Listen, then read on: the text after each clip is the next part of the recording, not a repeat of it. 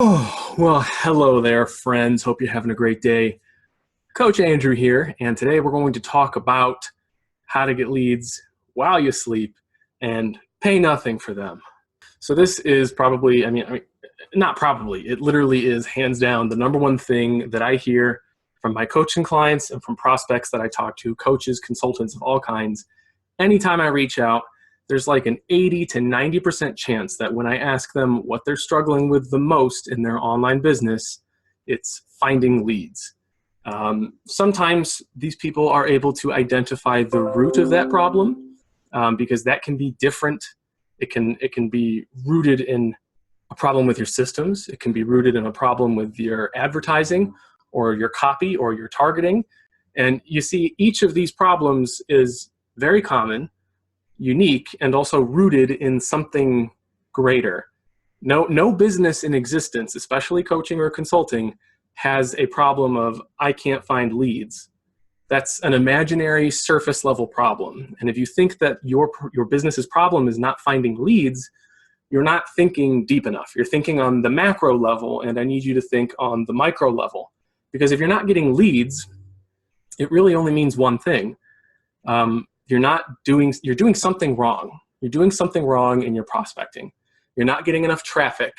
You're not reaching out and connecting to enough people, or your messaging or your branding is off. You know, there is something that is preventing people from finding you or trusting you. And that's the real problem. Not being able to find leads is a fake problem. So now that that's out of the way, let's dive into my screen. And I'm not going to really dive into what I just said there because that's like at least 10 more videos. It really depends on the specific business and what you're doing to attract leads. I can't really cover that all in a video this short, but instead, I'm just going to dive into two paid advertising methods, right? So you'll need some type of sales funnel, and you'll need revenue to drive traffic through social media advertisements like Facebook, Instagram, YouTube to do these. And these are just two methods where you can run a funnel, and it takes a little bit of work. You have to build something. You usually have to have some type of offer or value that you can provide up front. We'll talk more about that. You need to have a sales process in place. You need to have an upsell ready to go.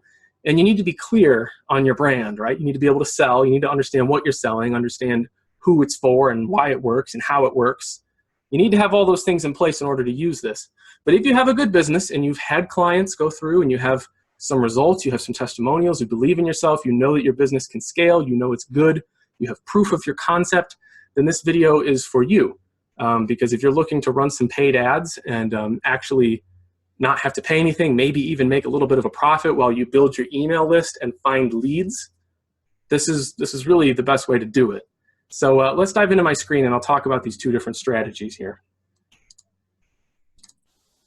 There we go. Okay, so as you can see here, this is option one. I made you a little flow chart, a little visual, and here's option two. I made you another flow chart and visual. Now I know that they look the same because the layout of the funnel is pretty much the same. The principle is the same. These are just two slightly different variations that you can use depending upon what types of resources or upsells and downsells you have available. So here's how this works, all right? Step number one, let's write this out for you guys. Step number one for both of these is you design your offer, right? You have to have an offer ready to go. You need to know what you're selling, who you're selling it to. You need to understand your niche. You need to understand the process so you can explain it to a client. You can tap into their deepest human needs, identify what they're struggling with, and position your coaching program as the solution to those needs, as the solution to those pains. If you can do those things, step one is done. You have a business, you're ready to sell, we're good. Step two, you're gonna need to design some landing pages, funnels, and ads. This video is going to show you the skeletal framework of the funnel, okay? We'll talk a little bit about what the landing page might look like. I'm not gonna talk about ads, okay? Because those are complicated and there's 100 different ways you can run ads. And some of them will work for you, some of them won't. But you're gonna need to do those three things. Step three,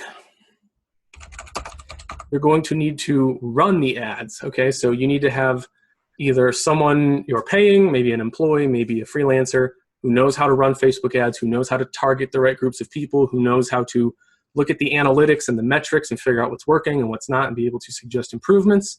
You're going to want to run split tests, because very rarely do people get a winning funnel that pays for itself or makes a profit on the first try. It takes a lot of fine tuning. So you're going to need to run ads. You either do this yourself or you have someone who will do it for you. And then 4, you need to be willing to upsell. Okay, so both of these offer upsells as like a back-end offer. So what that means, let's walk you through this. Here's how option number 1 works. You're going to have an ad, all right? Some type of Facebook ad, YouTube ad, Instagram ad. This could even be an organic advertisement. So you're posting it on your Facebook timeline. Maybe you have lots of people on your friends list. You have really high engagement. Your posts get hundreds of likes, lots of comments. If you post this on your timeline, you're going to get a number of people from that audience who are interested and who will respond to your call to action and move to the opt-in page. This does not necessarily have to be paid traffic, but if you want to do it, while you sleep and you want it to scale as much as possible, you're going to need to use paid traffic, unless you have like a YouTube channel with 1 million subscribers. Maybe even like 100,000 would be adequate to bring you lots of traffic for a long period of time. But ultimately, for most of you, if you're struggling with these things, you probably don't have that. You're probably going to need to do paid ads, and that's fine because they work great. You need your paid ad. It needs to have really enticing copy, a good picture or a good video. That's a whole nother video, designing a good ad. But if you can get people to look at your ad and click it, it'll take them to an opt-in page. So an opt-in page is super, super easy to build. It needs to be simple. It needs to be easy, because if you make it cluttered, if you make it complicated or confusing, it will not convert well. The only goal of an opt-in page, sometimes called a squeeze page, is to get the person to put their contact information in so that they can access what is on the next page. In example number 1, it's a low barrier offer, okay? A front-end offer. That's something that has a lower price. We'll get there in a second. Your opt-in page is usually just a blank page with a little box, and it says, hey, if you want to access X, X being what you talked about in the ad that made them click in the first place. Maybe it's a 60-minute free training webinar that explains how to do something. Or maybe it's a 10-page ebook that you wrote that gives them ideas on how to do something related to your coaching, right? They click on your ad, they go to the opt-in page, they want what you offer, they put in their email or their phone number, collect whatever information you need to make your sales, okay? And then once they do that, they're put on your email list down here, and they go to the next page, which is the low barrier offer. So here is where they can maybe download their lead magnet if you offered a lead magnet. It's where they can watch a video sales letter or a webinar. Ultimately, the low barrier offer should be something that you talked about in the ad, and it should be such a good deal, so reasonably priced and so irresistible that even though they know it costs something because the ad told them so, they're still willing to click, put their email in, and go look at this and potentially buy it. That's the whole idea. So what you need to keep in mind for this particular sequence is that the LBO is going to cost something. I don't ever recommend making your LBO cost more than like 50 bucks, okay? If it's 50 bucks, it needs to be very, very valuable.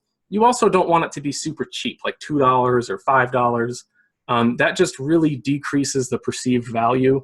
And the people who are willing to invest and have the ability to invest in your services probably won't be interested. You might get a lot of people who can't afford your main offer, and they only bought it because it's $2 and they're looking for some sort of magic solution. A smart client, a smart prospect will know that a low barrier offer is probably not going to fix all their problems, but it will help them. And subconsciously, they probably know that it's going to give them a chance to preview what you offer, to see what you do as a coach, see if they like you, see if they like your content, your style, and maybe eventually sign up for your main offer, which is high ticket. And again, some of them won't know that. Some of them won't think like that. But the point is, you're going to get lots of people who are opting in and then purchasing your low barrier offer. All right. So we'll talk more about low barrier offers in other videos, but it's just something that's cheap and very, very valuable that they buy, they use, and it probably has a call to action at the end inviting them to go to your main offer. And you'll have a separate funnel for your main offer, or a landing page, or maybe it's just a page on your website with a booking calendar. So they will go there and they can schedule a call. If your low barrier offer, for example, if you're a fitness coach and your low barrier offer is like a 7-day fitness challenge, they go through it. Maybe it's a membership site. They get a username and password. It's like $10, $20. They sign in, they go through it. They like what happens. They like the videos. They like the way it worked, and they actually get a little bit of a result and they want more. At the end of the 7-day program, you upsell them, right? You offer them a chance to schedule a call with you to talk about the program, help them draw out plans for the future, and discuss working with you, all right? Also, when they opted in, you got their email and they're on your list. So now you can send them emails whenever you want. Don't be spammy, don't be annoying, don't be super pushy or salesy, and make sure you're providing value. So send them emails that are valuable. Keep coaching them, keep giving them information, right? Give them lots of free stuff, build a relationship with them. And the general rule of thumb is 25% of your emails can be a hard pitch, right? Where you're inviting them to sign up, to schedule a call, to order something, purchase something, join something, all right? 25% of your emails should be a hard pitch. The other 50% should be value. So information, education, knowledge, experience, valuable storytelling. And the other 25% should be entertaining, right? Just show off your personality, explain why you're different, tell stories, do whatever, build relationships. The point is, these emails can be sent to people who didn't buy your low barrier offer, who only opted in and didn't end up buying this. And those people, you can send emails to build that relationship, continue to nurture that relationship, build trust and respect and authority and credibility, and invite them to buy the low barrier offer. And when they finally respond to one of your emails by buying a low barrier offer, then you can start targeting them with your other email sequence, which is meant to target people who buy your low barrier offer. So they finally bought the 7-day challenge after getting all your emails. Now those people get emails that invite them to buy your main offer. Do you see how this works? The advertisement and the funnel pushes them up your value ladder, right? They click on your ad, you pay for that. They opt in. Nobody pays for that, but you benefit. They benefit because they're getting good emails. The third step is the low barrier offer. You get paid and they get value. And then the fourth step is your main offer. You get paid even more and they get even more value. The funnel and the ads push them up that ladder, and the emails do the same thing, because if they get stuck at one of the steps in your funnel, your emails can continue to push them afterwards to make that next step and continue to do so until they end up with your high ticket main offer. Maybe it's a recurring membership program. Whatever your main coaching program is, your main offer, that is ultimately what you want to push them to. Now here's the cool thing. Before we move on to number 2, which is just a little different. Here's the cool thing.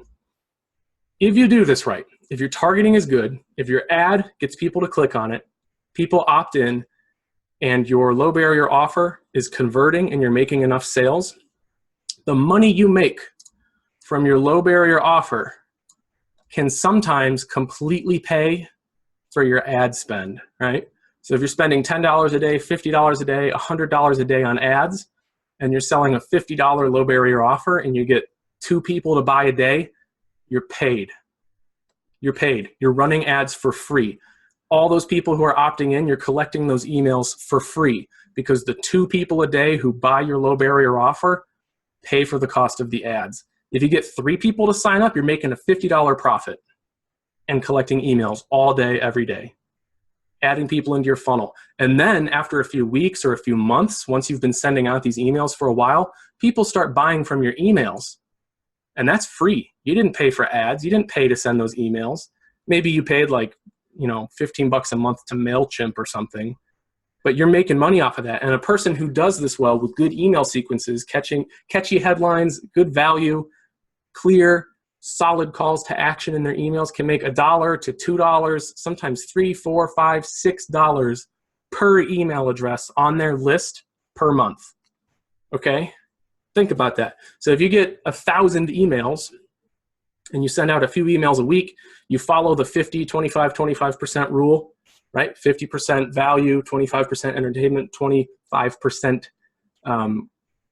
offers, clears that calls to action. You follow that sequence, you write good emails, you can make $1,000 a month, $2,000 a month just from people buying off your emails, right?